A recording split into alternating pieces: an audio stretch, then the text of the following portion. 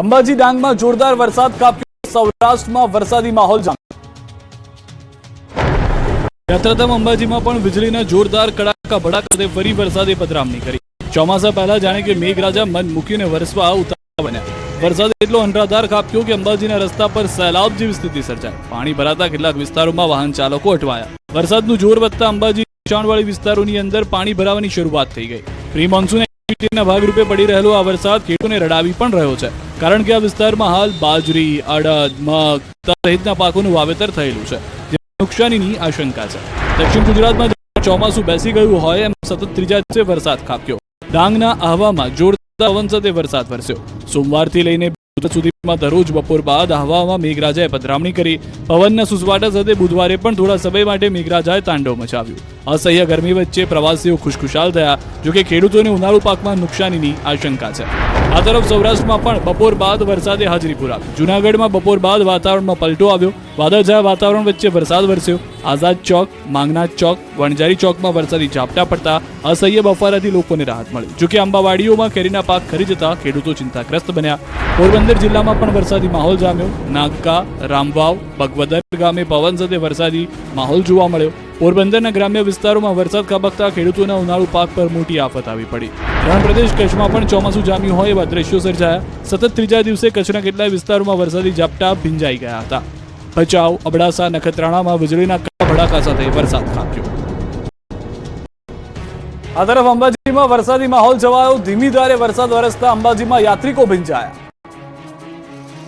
ભીષણ ગરમી વચ્ચે આકાશમાંથી અમી છાંટા વરસતા અંબાજી આવેલા ભક્તો ભીંજાયા। સવારથી જ અંબાજીમાં વરસાદી વાદળો ઘેરાયા હતા।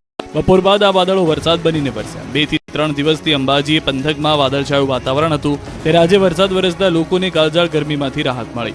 સતત બીજા દિવસે અંબાજીમાં વીજળીના કડાકા ભડાકા સાથે વરસાદ ખાબક્યો। કેટલાક વિસ્તારોમાં ધોધમાર તો કેટલાક વિસ્તારોમાં ધીમી ધારે વરસેલા વરસાદથી વાતાવરણમાં ઠંડક પ્રસરી।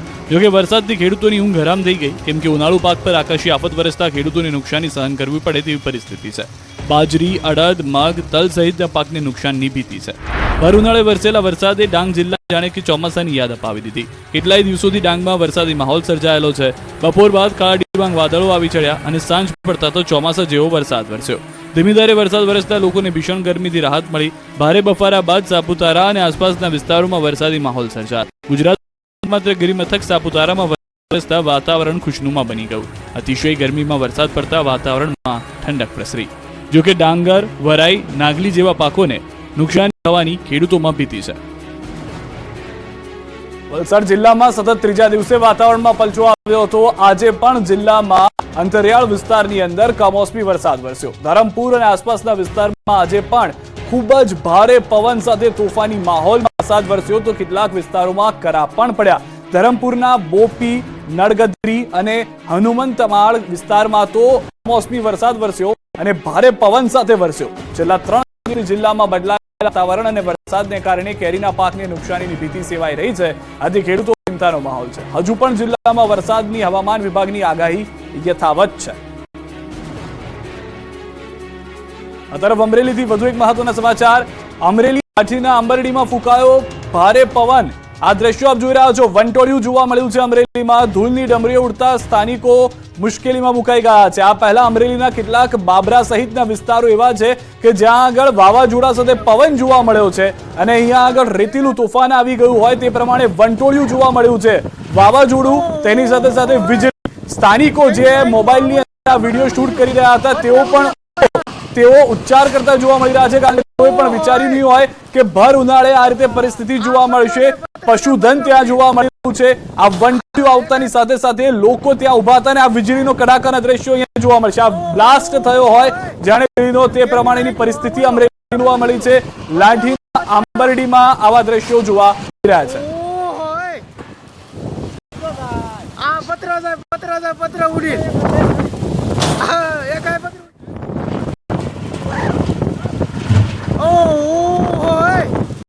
કેવી લાઈટ ઓળા મકર ઉડી ગયું, પતરા ઉડી ગયા, પતરા।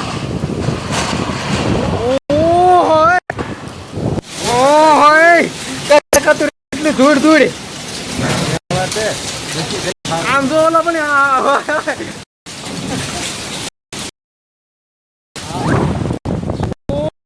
આને વીટોળા કહેવાય કઈ। દ્રશ્યો આપ જોઈ રહ્યા છો, બીજા દ્રશ્યો પણ અમે આપને બતાવી રહ્યા છીએ। વંટોળિયાના પતરા ઉડી ગયા છે, એક મકાનની અસર થઈ હતી। આ દ્રશ્યો આપ જુઓ, હતું ન હતું થઈ ગયું છે, પતરા ઉડીને આસપાસના વિસ્તારોમાં જઈને પડ્યા છે। લોકો સદનસીબે બચી ગયા કે કોઈને ઈજા નથી થઈ। એટલી ધૂળ રાજકોટના ગ્રામ્ય વિસ્તારોમાં પણ વરસાદ, અધિકાના મેટોડા, ખીરસરામાં વરસાદ, વાજડીવડ, રાતૈયા, ચીબડામાં પણ વરસાદ છે।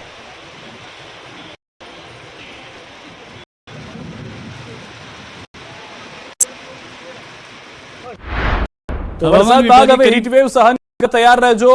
વરસાદ અને ભીષણ ગરમી હવે અંગે હવામાન વિભાગે સંકેત આપ્યા છે। હવામાન વિભાગે કરી મોટી આગાહી। રાજ્યમાં કેવડા વાતાવરણનો માર, ક્યાંક વરસાદ તો ક્યાંક ભીષણ ગરમી। રાજ્યના કેટલાક વિસ્તારોમાં આગામી 2 દિવસ સામાન્ય વરસાદની આગાહી કરવામાં છે। અમદાવાદ, ગાંધીનગર, સાબરકાંઠા, ખેડા, અરવલ્લી, પંચમહાલ, મહીસાગર, છોટાઉદેपुर थंडरस्टॉर्म से बरसात बरसी શકે છે। गुजरात रीजन में आइसोलेटेड प्लेसेस पे लाइट रेन होने का पूर्वानुमान है और उसके बाद ड्राई वेदर प्रिवेल करेगा गुजरात और सौराष्ट्र दोनों रीजन में। और आज के लिए जो आइसोलेटेड प्लेस पे लाइट रेन होने का पूर्वानुमान दिया गया है, साबरकांठा, अरावली, महीसागर, छोटा उदयपुर, पंचमहल, खेड़ा, अहमदाबाद और गांधीनगर।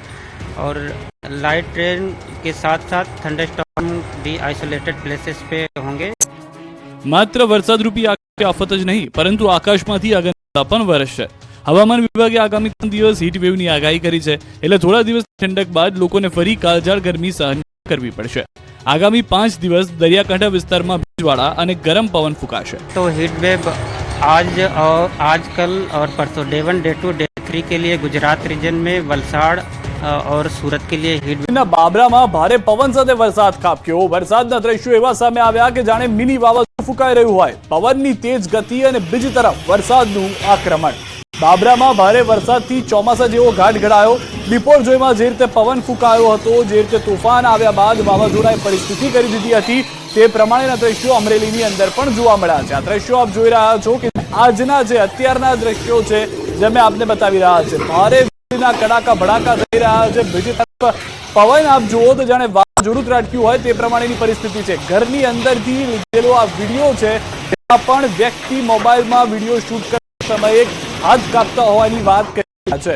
બાબરાના દ્રશ્યો તે માટે ચિંતાજનક છે, કારણ કે અનેક જગ્યાએ નુકસાન થઈ શકે છે। આ દ્રશ્યોથી સ્પષ્ટ થઈ રહ્યું કે વૃક્ષો પણ ધરાશાયી થયા હશે, કેટલાક જગ્યાએ વીજ કનેક્શનને પણ અસર થઈ હશે। અમરેલીના બાબરા દ્રશ્યો વાવાઝોડું ત્રાટક્યું હોય તેનો પુરાવો છે, એવું સમજીને આપ આ દ્રશ્યો જોઈ શકો છો। તો ન ફક્ત ભારે વરસાદની પરિસ્થિતિ અમરેલીના વડિયા અને નાના ભંડારિયામાં પણ વરસાદ થયો। વડિયાના સૂર્યપ્રતાપગઢ, બાટવા દેવલી, સનાળા સહિતના ગામોમાં વરસાદ। અસહ્ય બફારાથી લોકોને રાહત ચોક્કસ મળી છે, પરંતુ ખેતીના પાકને વ્યાપક નુકસાનીની ભીતિ છે। જે સારો પાક આવવાનો હતો તે પાક નુકસાનગ્રસ્ત થઈ ગયો છે। અમરેલીના નાના ભંડારિયામાં પણ વંટોળિયો વરસાદ વરસ્યો। ભર ઉનાળે વરસાદ એટલો વરસ્યો કે સ્થાનિક નદીમાં પૂર આવી ગયું। ભારે વરસાદથી ખેતરોમાં વરસાદી પાણી ભરાઈ ગયા। વરસાદને કારણે ખેતીના પાકને વ્યાપક નુકસાનીની ભીતિ છે। એ દરમિયાન આપ અમરેલીના દ્રશ્યો જોઈ રહ્યા છો, સ્થાનિક નદીમાં પૂર આવી ગયું છે। નાની ભંડારિયામાં વરસાદ આવ્યો એટલો કે સ્થાનિક નદીમાં પૂર આવી ગયું। જે દ્રશ્યો સામાન્ય રીતે ચોમાસામાં જોવા મળતા હોય છે, તેવા દ્રશ્યો અત્યારે જોવા મળી રહ્યા છે। ખેતરો તો પાણીથી તરબોળ જોવા મળી રહ્યા છે। બીજી તરફ સ્થાનિક નદીમાં પૂર આવી જવાને કારણે સ્થાનિકો પણ જે છે તે ચિંતામાં પડી ગયા છે, કારણ કે તે પ્રકારની કોઈ વ્યવસ્થા કે તૈયારી પણ સ્થાનિકોએ સ્વાભાવિક રીતે